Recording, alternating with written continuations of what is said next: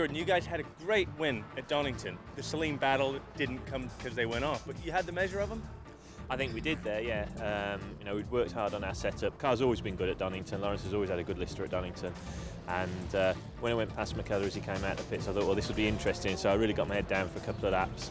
And I felt that I was taking probably half a second away from him. And just looking at the body language of the car in the mirror, I was confident that we were gonna have enough for them there. At Silverstone, is it going to be a completely different setup, and will you not have the same kind of pace? I think we will have. On the test day a couple of weeks ago, we were very good. The car's pretty well as we were going to bring it here. So no, I think the car's going to be very good around here. David Jones, great win for you guys at Donington. You look like you had the car really, really well dialed in. At Silverstone, it's going to suit maybe some of your competitors a little bit better. Well, the Ferraris will be quick round here. They carry the speed through the fast corners extremely well. Remember, one Ferrari started from the back of the grid last time. But saying that, the Porsches will be there. Jamie Davis, the Velux Ferrari's been really quick in the first couple of races. You haven't had the luck maybe you deserve, but first of all, tell us about this new car you've got at Silverstone. Well, to start with, it's white, so it's a totally different colour than the other car, obviously. But it's just basically a new chassis, similar spec to the last one, but it's just new, basically, so everything's nice and crisp. We were talking to David Jones earlier, and he reckons the Ferrari is going to be the car to follow. Is that true? I'd say that the Ferrari suits this type of circuit, for sure, but the problem is that we are still learning. It is a new car, so we're playing a little bit of catch-up in that area, but we're getting closer every race, so I would hope to think that we could be somewhere near the front. In the race for the GT Honours, Jordan and Warnock head the field on 42 points, from the Celine and the Speed 12. In the GTOs, Martin Short and Simon Pullen's TVR still leads the way from the Porsche and Ferrari. Let's join Rob for the rolling start. Yeah, thank you very much, Darren, as we see the cars warming up their tyres at the start of this race. And we've got the pole position, Celine, in the pit lane. Some kind of problem here, Will Hoy. That looks like the fuel tank there and the pump, so clearly they got some sort of fuel leak, and I guess the officials have moved the car off the grid, which you have to do in these circumstances. If they can fix it, that would be great. They're obviously mopping up the fuel which is in the cockpit, and that's the last thing the driver wants to see, fuel sploshing around in the cockpit. He'll certainly have a lot of smell there during the race. Well, he is going to start, but right from the back of the grid. We had a fuel leak, one of the pumps, and there's lots of fuel inside the car, so obviously, I mean, quite rightly, the officials had to pull the car off the grid.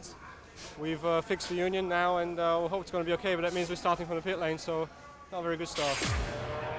Yeah, not a very good start at all for the Celine, so they're not in that pole position. That means that on the front now, the Lister is unchallenged by its biggest challenger, the Celine. That's going to give them a slightly easier start to this race as we look all the way down the order.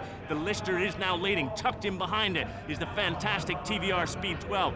Look at that GTO performance on the outside there. That is Steve O'Rourke starting in the Porsche. Well, of course, a traditional rolling start, and the Lister absolutely launches off the front row. The Speed 12 is being lost already as we head this long run down into Cops Corner. It's going to be very, very easy for Dave Warnock, and we look at the GTO battle. Great move there by Shane Lynch, who goes into the lead of GTO in the number 69 Eclipse car. Martin Short, and it's the 77 Porsche of the Jones brothers, has been gone off on the outside. I think maybe there was contact with another car. It looks like, yes, there was. Will Ho, we've got some contact straight away here between the Ferrari and Porsche, it looks like. A challenge here from the Speed 12 also, so great action right in the first few corners here. Interesting there, the Porsche spinning off on the outside of Copse on the new Formula One surface. They've taken away the old gravel traps and replaced it with this high grip tarmac. And of course what it means is that cars can recover now and get back on the track rather than just sitting in the gravel. Yeah, well, absolutely.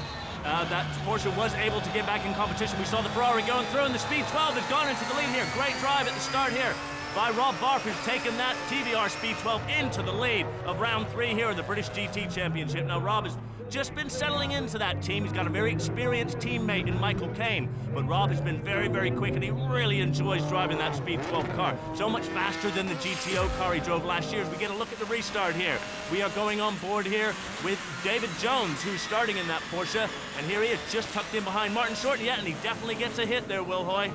Yeah, clearly, it looked like actually he'd left a bit of room, and look, he did have enough room to come on the inside. You can climb that curb on the inside, and for whatever reason, he tapped the back of the Porsche and around it went. Sure did, and that's worked to the advantage of these two cars right here. This is Shane Lynch, who is leading now in GTO. Tucked right in behind him is Simon Pullen, who's starting in that car.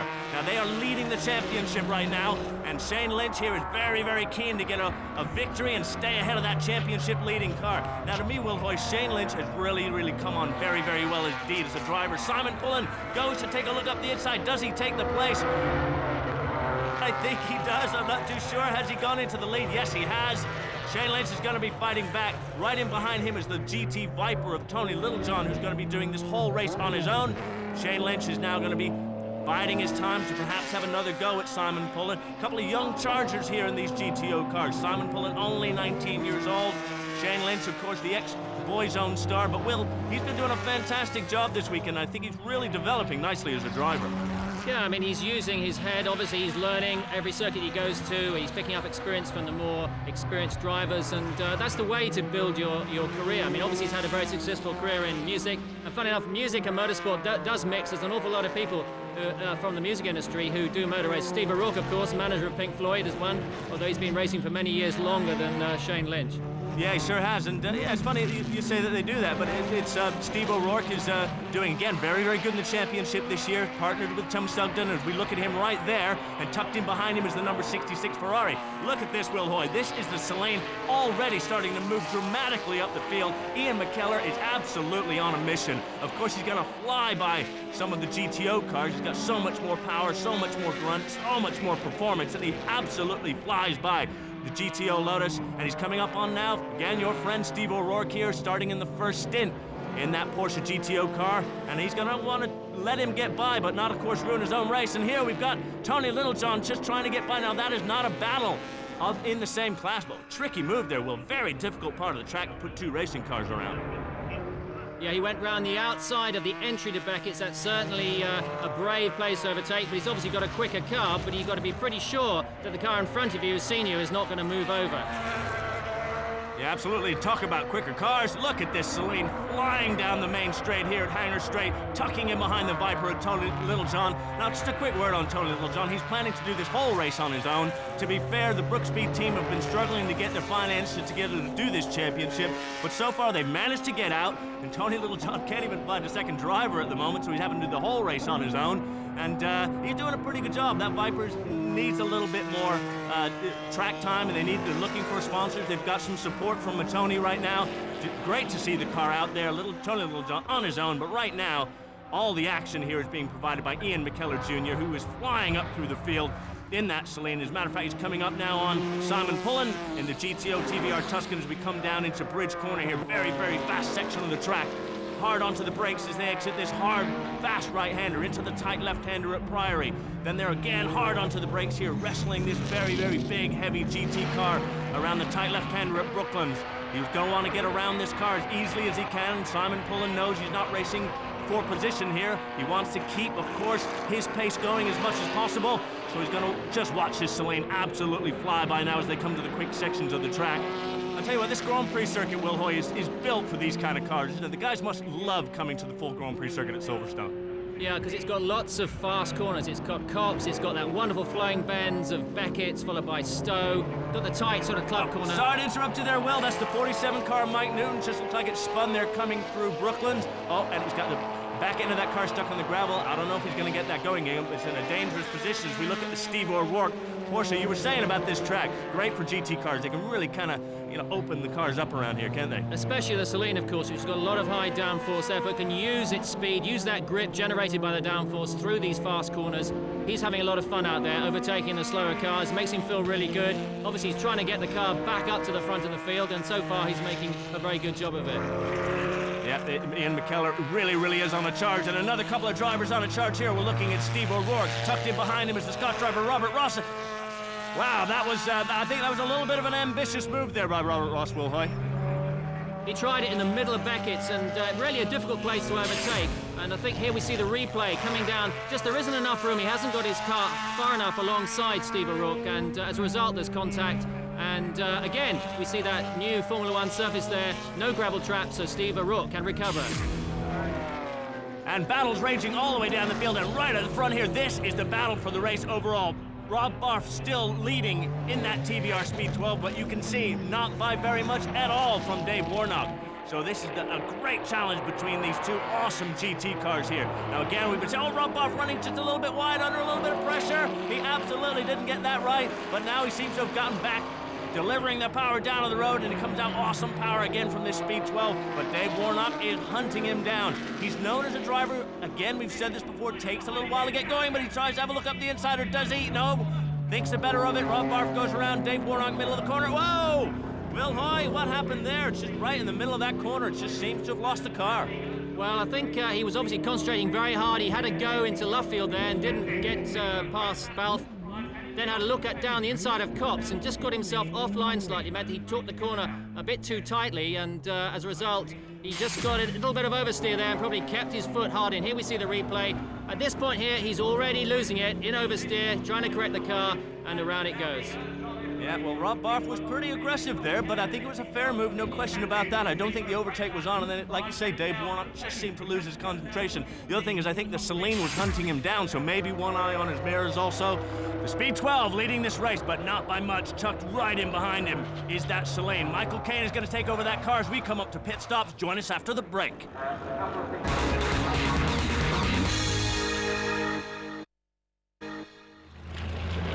Well, welcome back to round 3 of the British GT Championship. Rob Barth is about to hand that car over to his teammate Michael Caine, and he is having to work very, very hard indeed to stay in the lead of this motor race, and it's not going to be for long. Ian McKellar has been flying around from the back of the field, and he's moved into the lead before the pit stops, and he has really been, it's a fantastic drive from him, Will. Yes, of course, he started from the pit lane, and he's had a very, very good drive, as you say. He's kept his nose clean. He hasn't got into any incident with the slower cars he's been overtaking. He's just kept his foot hard to the metal. Obviously, it's a very quick car, but that was a good overtaking move there on Barth, because he made him defend the line and got him coming out of Abbey. Yeah, and Rob Barth now is coming in to hand that Speed 12 over to Michael Caine. Now, again, they've got a job to do. The Celine is yet to make its pit stop. Now, that is, again, a big factor in GT racing this year. The TVR will generally be quicker on the pit stops than the Celine will. So they can get in and out of here as we look at the Speed 12 stops. Rob Barth jumps out of the car. Michael Caine's going to go in. Of course, everyone is going to help him to get those seatbelts done up. The crew chief, Kushti, here, making sure that Michael Caine doesn't pull away too quickly, and he tries to get the car away without stalling it. Well, on that, sometimes we see these guys struggling to get away. It's very, very difficult just to get away with these cars from a standing start, isn't it, when you make a pit stop?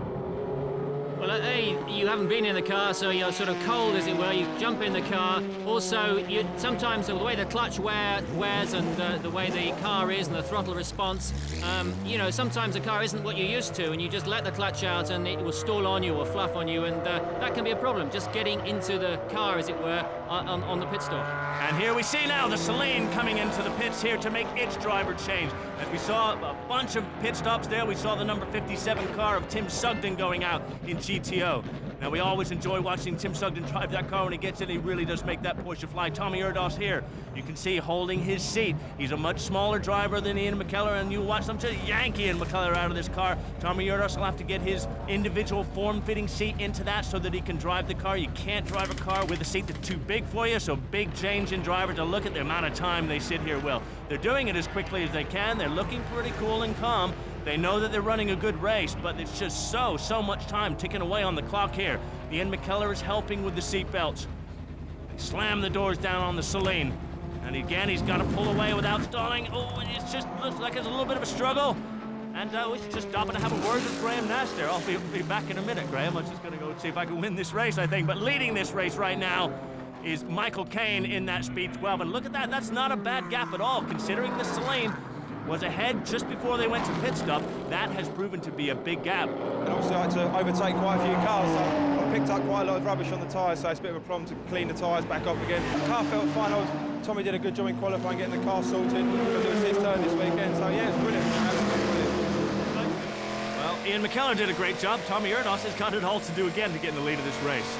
It was interesting what McKellar was saying there about picking up rubber on the tyres. As you can see, the wide-angle shot there, bits of rubber. You pick these up when you run wide, overtaking slower cars, and you can upset the handling of the car. It takes a lap or two to get the grip back 100%. Bit of a shame about the start letting the TVR get away like that, waiting for my tyres to come in as usual. But After that, car felt good, making time on the TVR. Saw the Celine coming up, thought we were in for a good fight.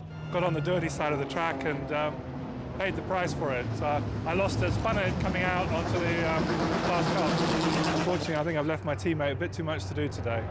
Yeah, well, it sure is a lot of work for Mike Jordan to do, but he's out there pushing very, very hard to try and get back, and pushing also very hard is the number 61 Marcos here as it goes past Matt Johnson in the Lotus, who we saw dicing earlier on with the Porsche. Pretty good run by the Ohana guys today. They haven't had too much luck so far, currently running pretty well as we look at the 15 Porsche. Just reversing up the pit lane there a little bit, but these guys again started on the back of the grid, Will Hoy. At Donington, they had to start on the back of the grid. Today, they've had to start on the back of the grid. Neil Cunningham coming out in that car. Always good value, Neil. And very, very good value. I'll tell you what, this car, Tommy Erdos, is right on a quick lap here, isn't he, Will? Yes, you can see from his body language, he's really pushing that car very hard. He's hungry for success. He's trying to make up that ground they've lost. And that's the man that he's trying to catch. Michael Caine there, chasing down the Ferrari, and he's hit the Ferrari. Yeah, he sure has. Well, just right in the middle of that corner where we saw Dave Warnock going off earlier. Bang! Obviously very, very keen to get by. It's just really a misjudgment, Will? Yeah, I think it was a misjudgment because obviously that car, the TVR, carries a lot more speed than the Ferrari, and he just seemed to misjudge it and just ran straight into the back of Jamie Davis and the Ferrari, and luckily the Ferrari didn't spin. Yeah, you're right, it didn't, and but he's going to be hunting down this driver pairing right now. Simon Pullen, the young driver, gets out. He's team owner and co-driver. Martin Short jumps in there, and if you want to see a TVR Tuscan driven very, very quickly, just watch that one go around. Here we get a look at this, Will. Michael Caine again just bang straight into the back of that. And I can tell you, those Ferrari bumpers are not cheap. They are not cheap at all, but of course this car, the TVR's got a lot more downforce, can carry a lot more speed through cops than the Ferrari, which is much more production-based. And there, look at the damage that he's caused at the front of that car. That won't help the handling of the car at all. Yeah, and Tommy Erdos is after a wounded animal here. He knows he's got the fastest racing car under him. He knows for sure that that TVR has made some kind of contact with another car, and he is going to be after it, and he's hunting it down literally. Michael Caine has got a tough job to do now to get that car home. We're getting reports back that the car has that damage, the damage that you can see, but Michael Caine is reporting back that the car is drivable. Clearly it is, but it's got to have slowed it down aerodynamically around this circuit. Well, that's going to have a dramatic effect, and there Tommy Erdos slides right up the inside here going into Abbey. Yes, you can see the bonnet there lifting at speed, so clearly there is some aerodynamic effect. Obviously, the first sort of half lap or so, he'll be a bit wary that he hasn't done any suspension damage, but the way he's fighting back, he's obviously pushing very hard and feels happy with the car. Michael Caine pushing very, very hard indeed, keen to make up for the error he made there, and just good to see him really still challenging, but the Celine's gone through, and I'll tell you what, if I was Jamie Davis in that Ferrari, I'd be a little bit concerned, because they're catching him up again now, and they're going to have to get through, hopefully a little bit cleaner this time, but look at that Celine just launch itself off the corner here. Fantastic drive, fantastic team effort by Graham Nash Motorsport. Tommy Erdos and Ian McKellar, an excellent driver pairing. And this Ferrari here is in its own race. It's pushing very, very hard. It doesn't want to give up any move over to have to let the faster cars through. It wants to keep going. Of course, we see the blue flags waving here. And Michael Caine's going to perhaps be a little bit nervous himself coming up on this car again. And as we go through these very, very quick right, left, right here at the Maggots-Beckett's complex, a very, very fast section on the track before we come onto the hangar straight. Will Hoy, what's the tactic now when you get into the lead of this race? How do you drive when you've had to push so hard, now you're in the lead? Is it a different approach?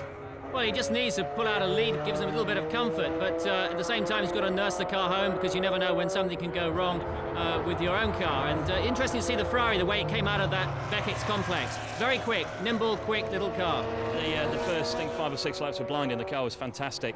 We're developing the Speed 12 all the time. The TBR crew are doing a fantastic job, but after about sort of 7 or 8 laps, the rear tyres started to lose a bit of grip, and we struggled a little bit, and there's a bit of drama now. I think Michael's just run into one of the GTO Ferraris, so yes, it could all be for nothing, but fingers crossed. Well, and this is the 69 Eclipse car. Again, some bad luck for them. And the 51 Harman Kardon Tuscan has got a major problem here. Look at that. It literally sheds the tire off the left rear wheel. Going to be very tough to get that back into the pit lane, Will. That's on the left rear, so he's got to lean on that tire through bridge and then through the complex. So it's not so bad. There's 2 left-handers in the complex, but it's running on the rim, so that could do a lot of damage to the suspension. Now we have a GTO battle here, which is that is our GTO leader, and the Porsche, the white Porsche sandwich between the Lotus and that is actually a GT car. I promised you that if you see Neil Cunningham in this car, he really does like to chuck the car around. That car again started at the back of the grid, And is launching its way through here. Neil Cunningham really on a mission now. Unlikely to be challenging for victory in this race, but good to see that car out there on the grid and really, really pushing hard. Now, the driver here, Martin Short, that you see in the second car in your picture, the Texaco car, is actually leading in GTO. And this is Mike Jordan. We are on the last lap. Drama aplenty. The speed 12 we knew was suffering a little bit of problem. Look at that gap now. Mike Jordan is pushing so hard. We are on the last lap, the last few corners. He knows that that car is in trouble. Michael Caine's pace has fallen off dramatically in that speed 12.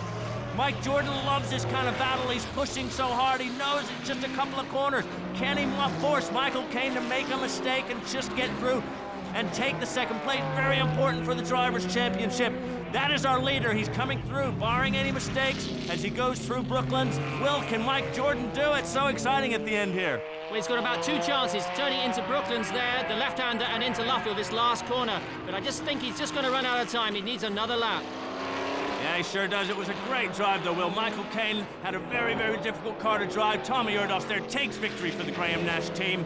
Supreme performance by Graham Nash Motorsport. They had the fastest car on the day, it must be said, but the Lister and the TVR Speed 12 made mistakes today that cost them potential victories. We look at the result. Celine win, TVR Speed 12 are second, and Lister do get that top 3 place.